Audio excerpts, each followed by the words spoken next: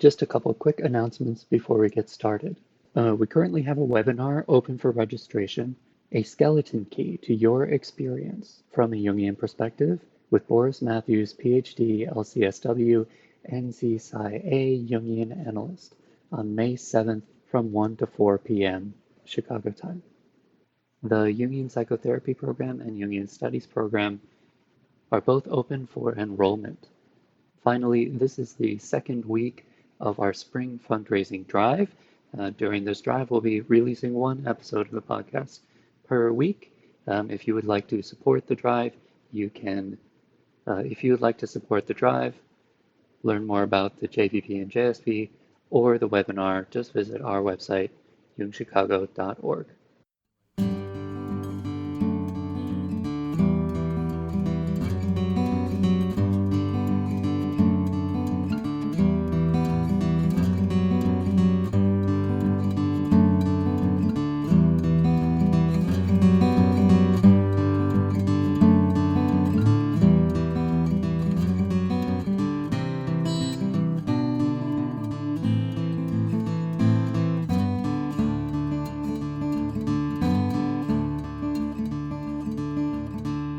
Welcome to the Jungian Anthology podcast from the C.G. Jung Institute of Chicago.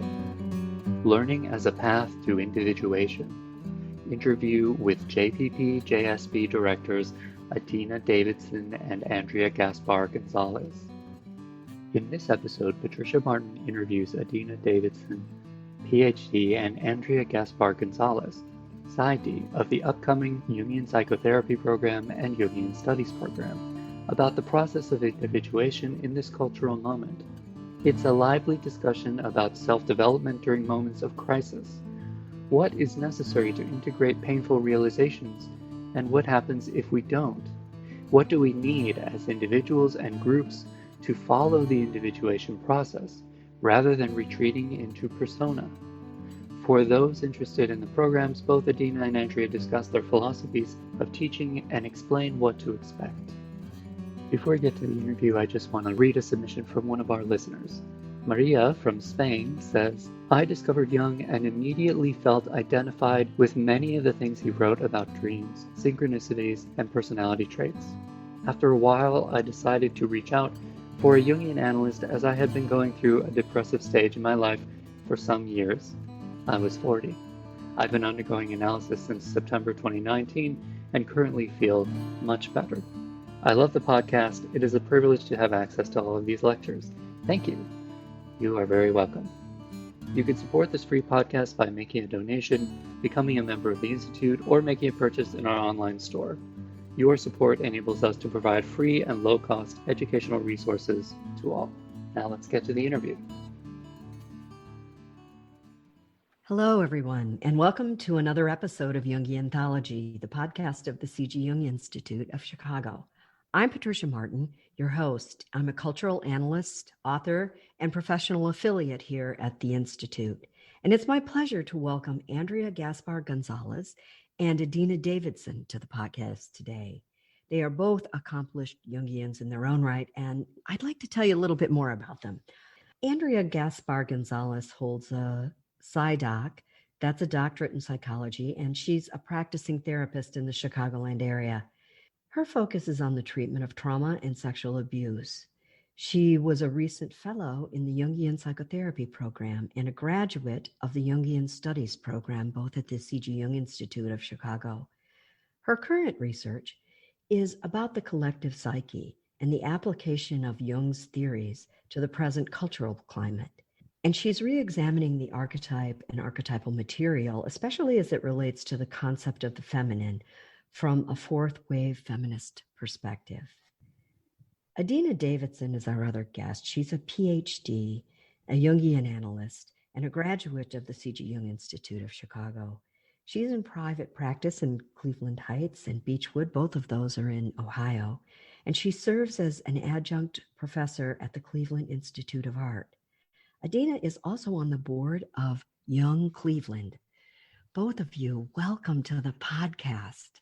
Thank you. Thanks for having us. So both of you are instructors at the C.G. Jung Institute of Chicago.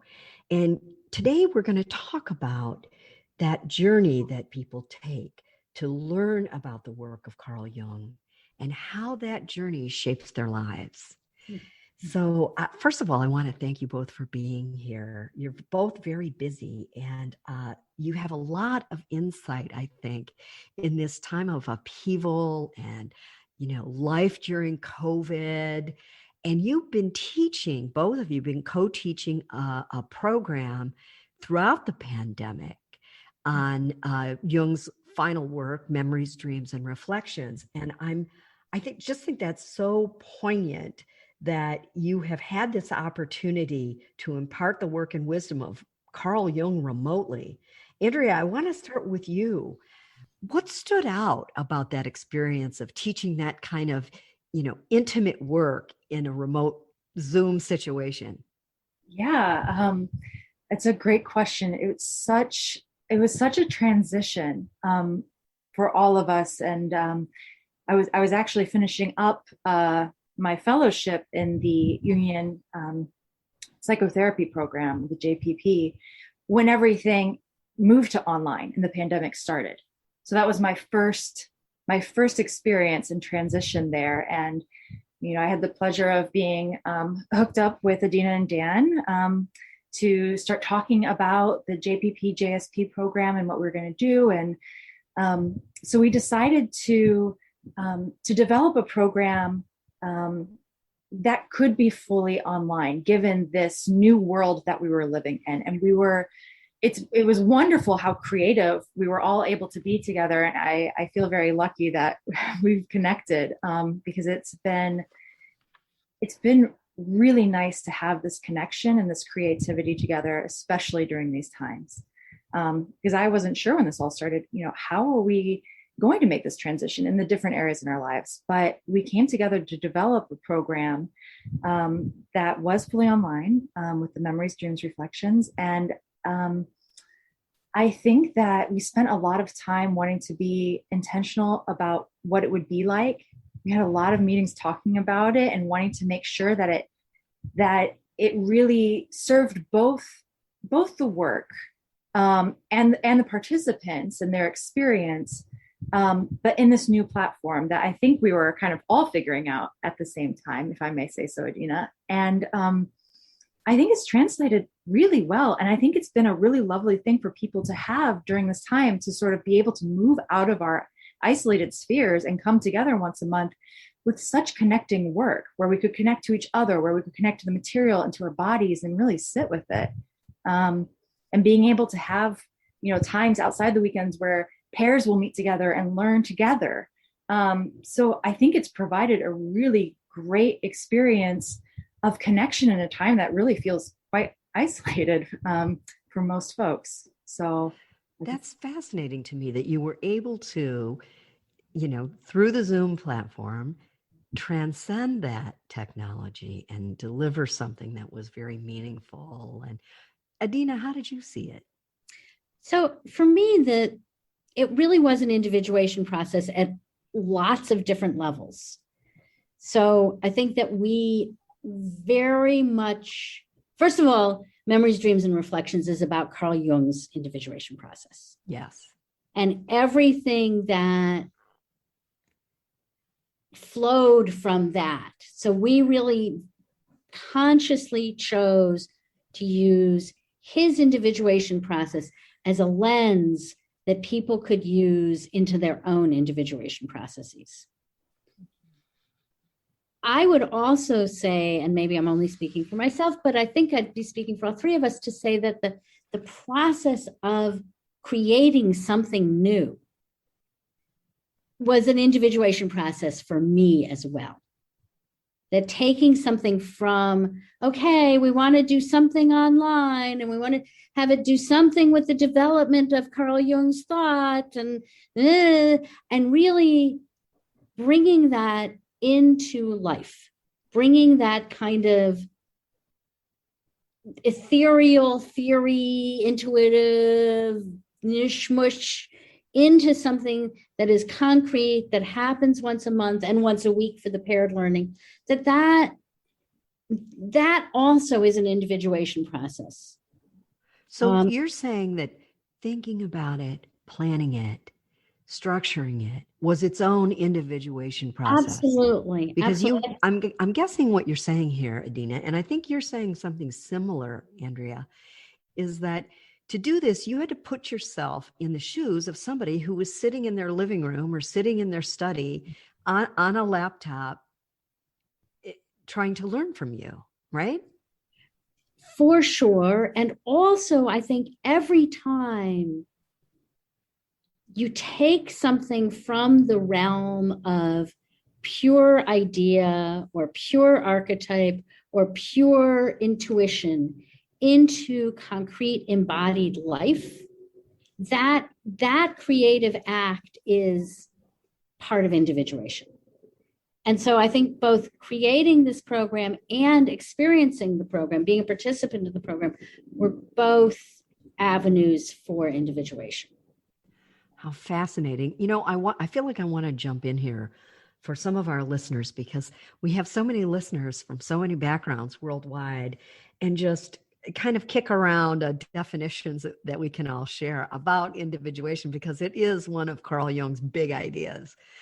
And I'll go first. I'm willing to go first and say that, to me, it encompasses how we grow into ourselves, how we become a whole person, how we learn to connect our unconscious with our consciousness. How else would you might chip in on that definition? Either one of you. Well, would you like to go? Yeah, go ahead. So something Andrea. that always comes to mind for me, and I hope I don't attribute it to the wrong person, but I think it was June Singer who talked about it being like a boat on the ocean. And if it's not June Singer, I'm so sorry for not remembering the right person, but that you are learning, basically you're learning about the boat and how to steer the boat. You're learning about the water and the currents and the waves and the wind. And you have to learn all of these pieces in order to be able to navigate and understand too, that there are parts of it that, a lot of it actually, that you're not in control of. You're just this little person holding on to this wheel of this boat on this massive ocean with this whole world around you that you have to come into awareness of to be able to navigate. And that there are all these different forces around you that have to you have to learn how to move with, that you have to learn, that your body has to learn, that your soul has to learn in order to be able to move through this life. So that was, for me, that's what I think of when I think of individuation. I'm probably not doing her image of it complete justice, but I don't know. I what? To me. I think that's a beautiful, very visual. And Adina, do you have anything to add to that? What I would add is maybe a little prosaic in comparison to that incredibly beautiful image, which is that I think that sometimes people confuse individuation with individualism. Oh.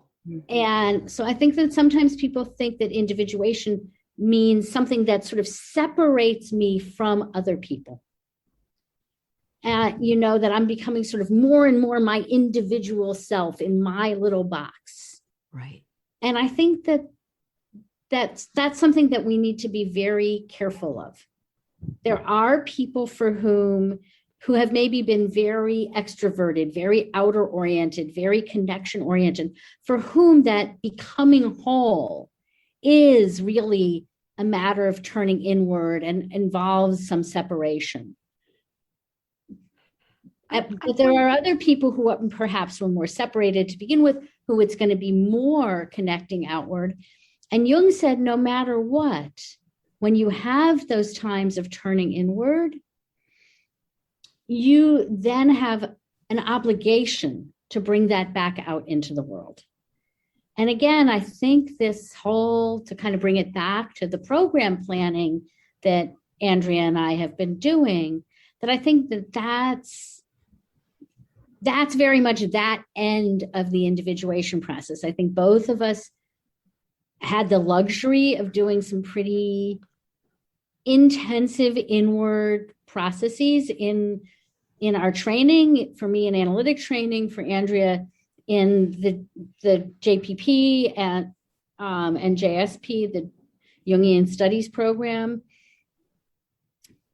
And then I think for both of us, that individuation process led us to bring what we encountered in our own depths back out into the world to share that. So, I also participated in the JSP JPP program. Mm-hmm. And one of the things that I recall so profoundly is the feeling of being in that community and having everyone on their own journey, individuating as they engage in Carl Jung's work. So I'm wondering, as you imagine now, you both, plus your colleague, Daniel Ross, will be teaching that program. That's been a very long-standing, very successful program for the C.G. Jung Institute of Chicago. How are you envisioning it now? How are you reimagining it? And what can people expect from it? Well, I think one of the things actually is that we're going to have a lot of consistency with what has been. That I think we all felt like the basic structure of the program was really an incredibly valuable one for all of the people who'd been through it. And we wanted to retain that. So it's quite different actually than the Memories, Dreams, and Reflections, where we were creating something completely new. This is more looking at something that has worked so beautifully for so many years and so many people, and saying, how do we keep it going? How do we stay true to its spirit in a time of COVID? Are there adaptations that we will have to make while staying true to the spirit, to the connection, to the intimacy that has been such an important part of that program? Andrea, let me ask you about that too. Yeah, I mean, I agree with everything Adina said. We really wanted to make sure to honor the program as it is, while also adapting it as we needed to the times. Because I've been through it twice now, as a member of the cohort and as a fellow, and it's a beautiful experience. It's been extremely meaningful to me. It means a lot to me. And so we wanted to make sure to be able to do it justice, whether it was online, which, may happen at the start, right? And as we transition then, to in-person when that happens. And so we wanted to think about, how do we translate while still keeping true to the program, translate this to Zoom, to online. We have that experience now of creating something brand new with the MDR through the Zoom platform. And I think that's given us a lot of insights going through that. Mm-hmm.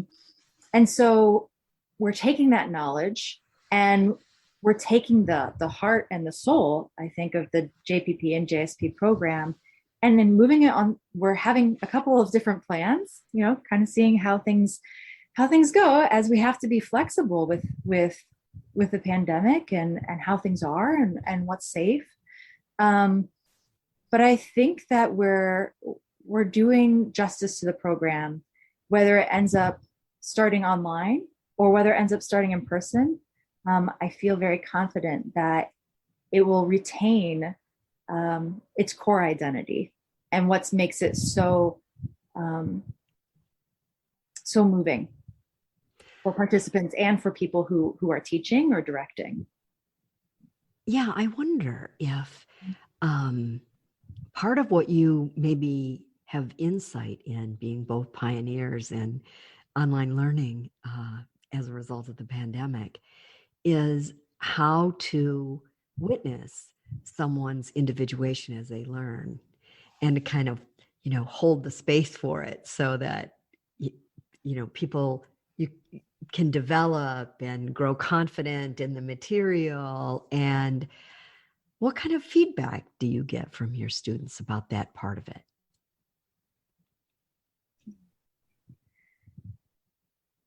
Well, I think one thing that's really important that we've been talking about, and we want to be sure of, and we've been developed for the MDR, and we're continuing to think about and develop for the 2-year program starting in the fall, is really that idea of containment and the container, and wanting to really have that safety, which is necessary to be able to connect deeply to the work, to the theory, to each other, to yourself, and that we're really being intentional about creating this container for the weekend, to create this container for the group, for the cohort, so that they can come together with their individual energies and with the group dynamic that develops, to be able to move through this process individually and as a group, because I think the individuation happens on both levels. But that that we're creating that space for them to be able to do so. And this is something that we do through the large groups, to bring people together, to kind of be able to settle into our bodies. And we're paying a lot of attention too, as we have in the MDR program, to our bodies, because when we're sitting all the time, we lose that, or we're uncomfortable, and that pulls us. And so we want to make sure to bring the body into it.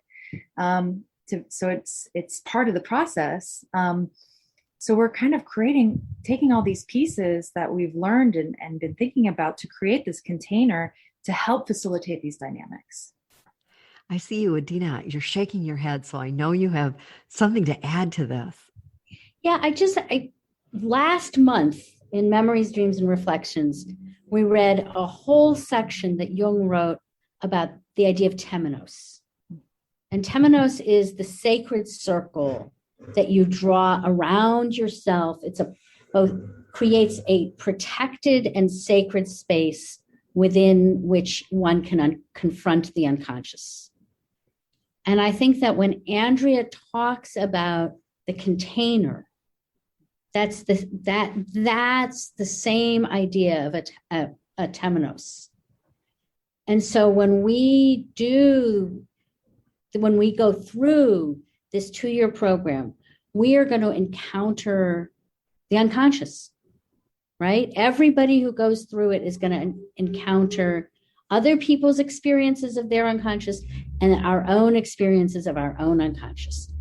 And one of the things that the program does, obviously, is to create chances for those encounters, but to do them within that temenos, within that sacred circle.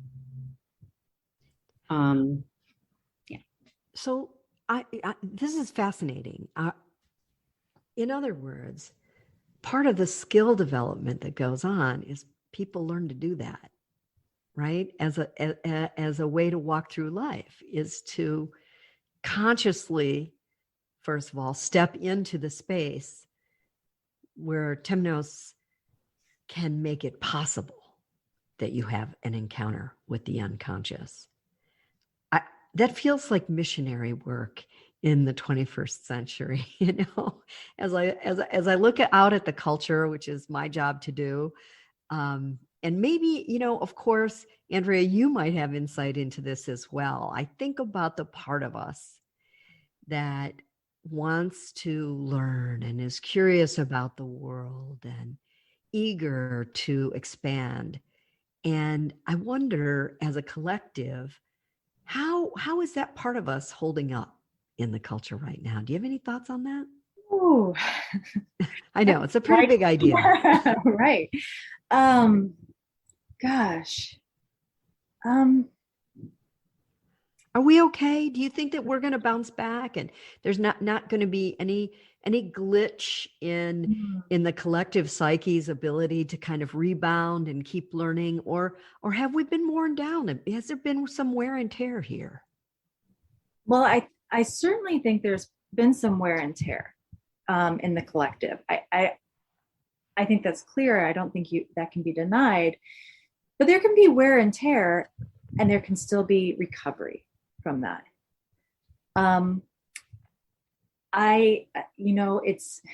It's a hard question, because I will say that I hold both the light and the dark and the possibilities for both. I hope with all my being that we do recover.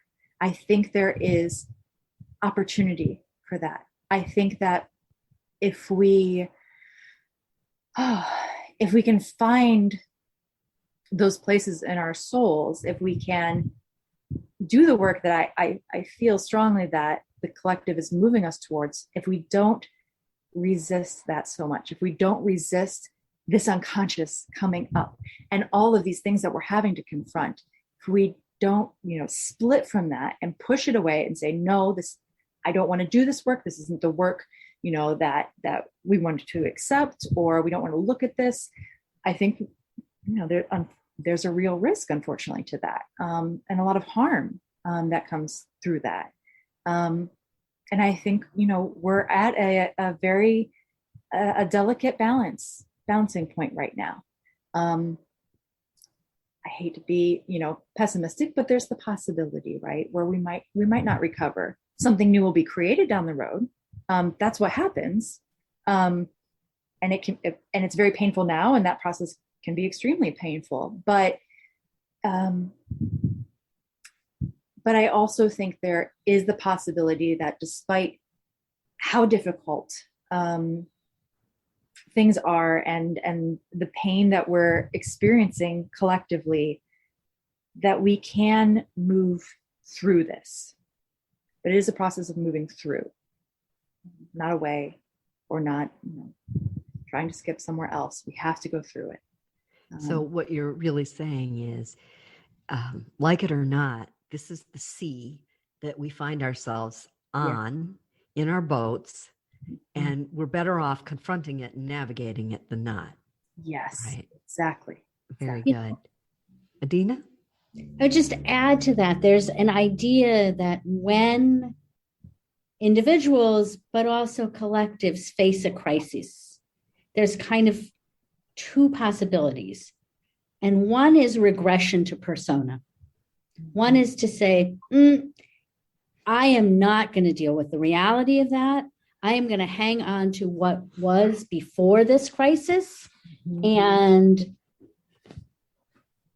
I'm not going to face the change that is necessary. I'm going to regress. I'm going to go backwards.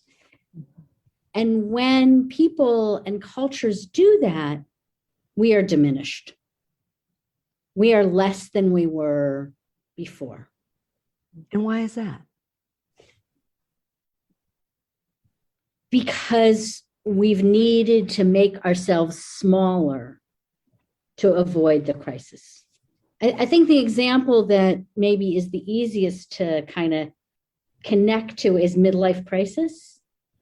And I think we can all, and midlife crisis is fundamentally a confrontation with mortality, just like we've all been experiencing in the past year, right? And so one choice is to say, oh no, not me. I'm not mortal. I'm still young. I'm gonna act like I'm still in my 20s. I'm gonna pretend that this revelation about mortality has not come into my life. And I think we all know people who have chosen that way of dealing with their midlife experiences, and they are diminished. They're less than they were when they were authentically in their 20s, when they're in their 50s and they're still marrying people who are in their 20s, trying to keep their bodies and faces looking like they're in their 20s. It makes you less. Or you can take that confrontation with mortality and you can say, this is terrifying. This unravels my sense of self. And I'm going to look into that as open-eyed as I can and take in this new reality that I am mortal. I have limits. And be changed by that. Be perhaps softened by it. Be more conscious as a result of it. Rethink your priorities. And what is really, really important to me, because life is limited. And again, I think that as Andrea was saying, collectively, we're faced with that choice right now. We can regress to persona. We can go, okay, we're just going back to the way it was before. Or we can say, oh no, we are genuinely vulnerable in ways that we had not experienced ourselves collectively as being. And we can figure out what it means to soften, to be more compassionate, to be clearer about what our priorities are as a culture. I think it'll be fascinating to see if that conversation can be had, if people are ready for that yet. Are they standing in their strength enough to have the conversation, you know? And that's the hope, right? Because if you can have the conversation, then the growth occurs. If you can't, then the diminishment is inevitable. Well, and it seems to me that the persona was never intended to do all this work. It was never intended to do all this heavy lifting. Mm-hmm. You know, when I talked to the people in my research cohort about how much time they're using online, spreading the persona as thinly and as broadly as it possibly can be stretched, and they're suddenly feeling all of these side effects. Mm-hmm. And so I think about this, and I think about the future of Jungianism. Like, why study Carl Jung now? Why is it important for you to teach it and people to learn it? I'm eager to hear what either one of you might have to say to that. Again, because I think that this idea of consciousness that's the hope.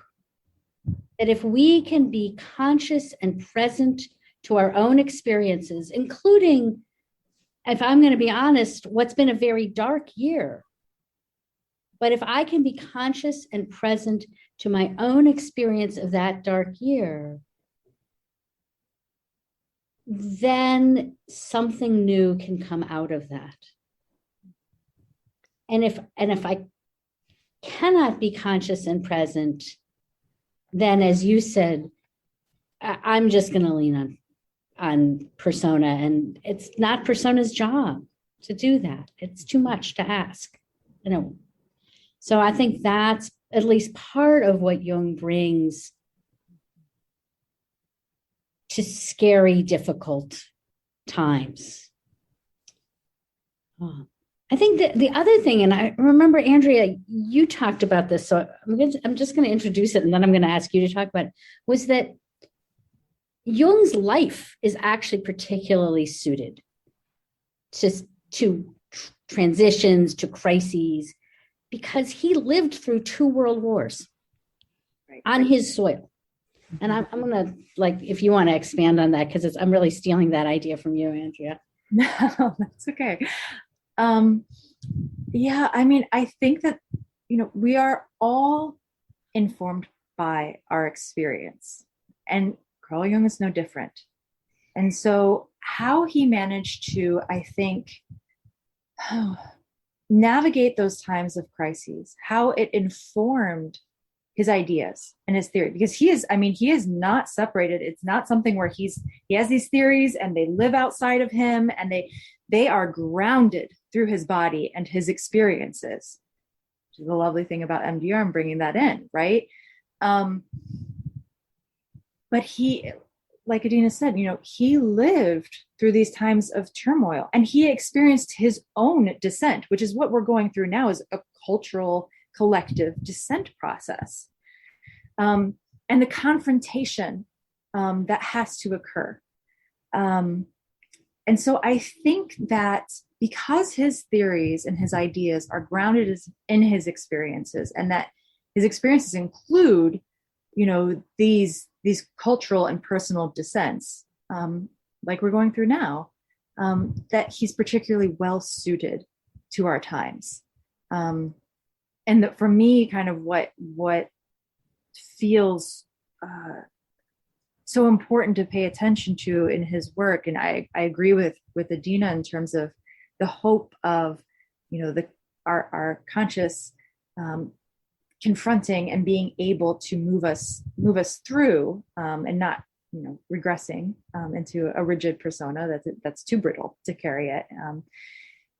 But the idea of shadow and the depth of that, and how you apply Jung's idea of the psyche and all its places, and how that layers perfectly over the collective, I feel anyway.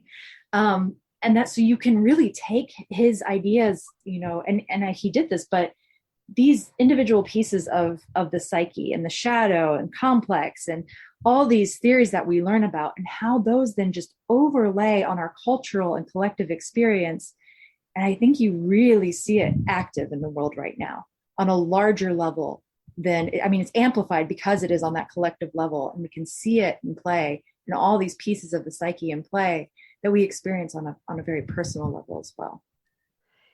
Andrea and Adina, you make me think about the struggle that was Carl Jung's life, right? The famous breakup with Sigmund Freud, the rise and fall of his own practice, his own dissent stories that led him to, sitting by a lake and stacking rocks until something came to him.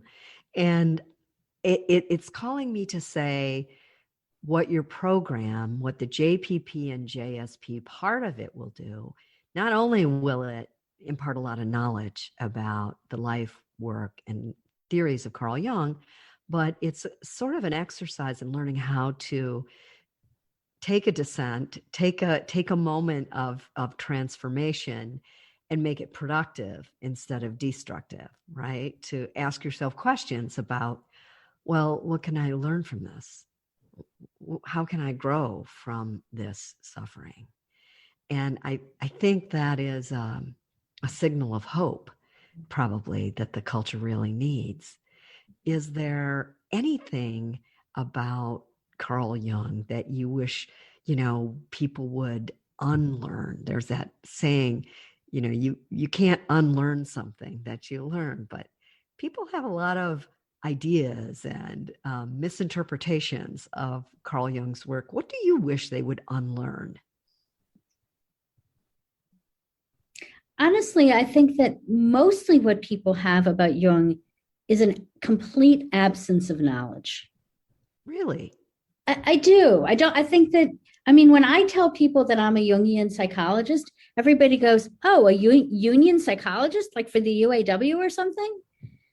And I think about my own introduction to Jung, which was when I first started teaching at the Cleveland Institute of Art. The chair of my department said, well, I was teaching psychology classes, and he said, you need to teach Jung and Lacan because they're art students. And I'm like, I never heard of Lacan. And I had one class on Jung, not one class, literally one 50-minute class on Jung in my intro psych class, my freshman year of college. And nobody ever mentioned him again. And I would never have known that there was a psychological theory that encompasses so much of human psyche. Mm. I only encountered psychological theories where you sort of have to chop off big blocks of what it is that makes us human to fit the theory, I would never have known if my, chair hadn't said, well, you need to go read Jung and Lacan. Interesting. So there's not a real breadth of understanding at all. I don't think people need to unlearn. I think they need to be introduced to. And how about you, Andrea? I would tend to agree with that. And I think if there's anything to, I don't necessarily think unlearn, but learn or soften, is to have an openness. Because I do think that there is, I had a very similar experience. Jung was very briefly discussed in my doctoral program. And sometimes, sort of brushed aside, some of the, the brushstrokes in terms of, mystic, psychotic, those maybe are the things to unlearn or to open, right? To say, okay, well, and what does that mean? Right. Let's unpack that. Exactly. And so I think really it's more about having a stance of openness, having a softening and a willingness to take in kind of the rather new information to a lot of people, I think, because it does, as Adina said, like it's wonderful to have a psychological world that can hold all of you, and not just all of you, but I would say the whole world. It's not just a psychology for an individual. I mean, I don't think. It encompasses how we connect to others. It encompasses culture and anthropology and, collective realms and how we all fit together. There are really exciting areas that are coming up with eco-psychology, and that have been actually around for a while, but seem to be more on people's mind lately. And, so how the planet fits into all of this, how the earth fits into all of this. I mean, it's an enormous theory. But it's interesting though, right? What if the collective knew it was a collective is the question, right? I mean, wouldn't that be powerful? Wouldn't that be? So class by class, student by student, I guess you're chipping into that. You're adding to the collective, knowing it's a collective, and that there's strength and vitality in that idea, and that what we think about and put into that collective affects everyone. It's sort of it's a way, I guess, to look at the future. And I want to ask you both, because I ask everyone this question. When you were looking at your future as an analyst therapist, how did you come to Jung? I mean, I know, Adina, you said somebody at the Art Institute said, hey, read Lacan and read Jung, but there's always something more that, there's a knowing that draws someone to Jung. And I'm curious for both of you what that was like. Oh yeah, this is for me. Well, I mean, for me, once I got the assignment, and I'm a good girl, so I'm, if my boss says do X, I'm going to at least try to do X, right? So once I got the assignment, I realized I could not make head nor tail of Lacan, and I had no idea how to teach it. And I've never made head nor tail of Lacan, so didn't do anything with that. But that the thing that just entered my heart with Jung was this sense that spirit, that something bigger than ourselves has to be in the room for healing and growth to happen. And that is an integral part of an understanding of human psyche. And what about you, Andrea? Yeah. To take us out on your knowing moment. Yeah, it's an interesting thing, because I often wonder about it myself, where it's like, how did this journey begin exactly? And I can't quite pinpoint it, but it was very I guess I could say very synchronistic, which is another part of Jung's theory. But really, all of these things came together in my life sort of at the same time, pretty much by chance. So I was working on my dissertation. I was in the beginning stages of coming up with my proposal, and I had an idea of wanting, to study a certain thing. And someone's like, well, have you read much about Jung's idea of shadow? So I came into Jung through shadow and that concept. And at the same time, I started my own individual therapy process. And I searched, for someone who had some Gestalt background, but it turned out that they were a Jungian analyst. And then at the same time, let's see what's kind of going on with Jung in Chicago. And I found the Institute. And so while I was in my graduate program,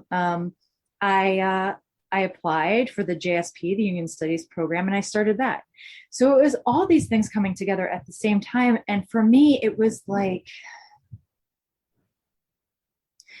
it's really connected to my soul. It was the work of my soul. And it felt like just dropping down into this realm that I knew existed, but I didn't have language for. I didn't have a map exactly. And suddenly finding myself in this space and realizing how vast it is and how interconnected it is. And it just all made sense to me, reading Jung and being like, someone else thinks this. This is how the world works. Exactly. Right. And that really was just like, okay, well, this is home. This is home. And I don't know if this is true for you, Andrea, but it was for me. Not just did it give me language for talking about soul and spirit, but it gave me permission to talk about soul and spirit as it relates to my work as a therapist. Yes. That it wasn't something that had to be shut off in, for me, synagogue, but something that really was an integral part of human psyche that enters into everything in our lives. Yes. I love, exactly. It makes me wonder if that's why people really show up in your classes, because there's something liminal about to happen. Their souls know it, and they draw them to the Institute. And for people out there who are listening, first of all, I want to thank both of you for a wonderful interview. Thank you so much. And I want to give people information about how to apply for the JSP and JPP program.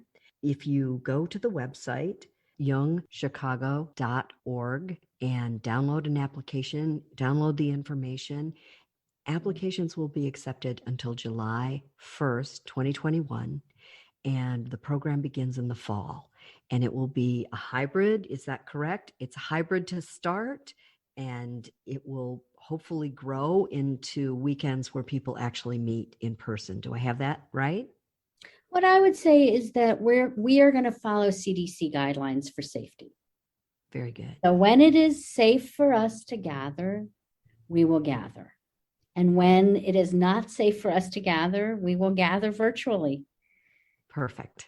Thank you all very much. And I give you great marks for how you've set the program up, and I'm sure many people will benefit from it. Thank you so much. This was really, you're a wonderful interviewer. It was really great. Yeah, thank you so much for the conversation. It's been great. So thank you. Yeah, I enjoyed it as much as you did.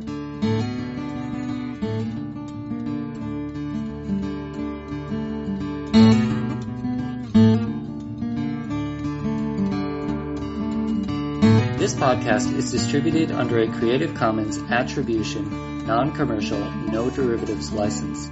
Share it all you like as long as you maintain the attribution to the speaker, but please do not change it or sell it. If you like this episode, tell your friends about us or leave us a review on iTunes. For more information about classes, training programs, videos, audio, this podcast, or to find a Jungian analyst near you, visit our website, www.jungchicago.org. Thank you to the 2020 donors who gave at the supporting member level and above: Barbara Anand, Usha and Ashok Beatty, Jackie Cade Bryan, Eric Cooper, Judith Cooper, Kevin Davis, George J. Didier, James Fidelibus, John Korolewski, Marty Manning, Diane Sherwood, Deborah P. Stutzman, Deborah Tobin, Alexander Wayne and Lynn Kopp, Gerald Weiner, Karen West, and James Taylor, and Ellen Young. And thank you to everybody else who gave at that level but wishes to remain anonymous.